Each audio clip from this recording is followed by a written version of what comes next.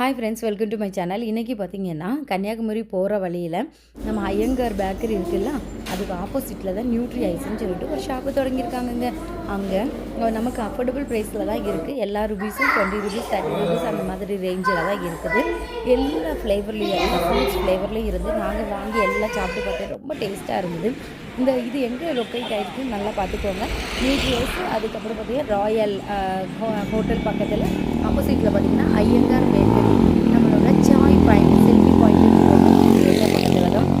இதுக்கு நியூட்ரி ஐஸுக்கு வெளியே பார்த்தீங்கன்னா அதுலேருந்து வெளியவே இறங்கி பார்த்தீங்கன்னா நான் நின்றுட்டு காரை என்ன புடவை அப்படின்னு சொல்லி பார்த்தா நம்ம ஸ்ப்ரே எடுத்துருக்காங்க.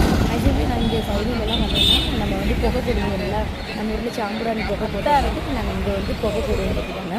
அப்போ இங்கே புகை போடும்போது நல்ல வாசனையாக இருக்கும். நான் இங்கே இருந்து தான் 100 ரூபாய்க்கு சந்தன இதெல்லாம் ஒரு வாங்கிட்டு வந்தேன்.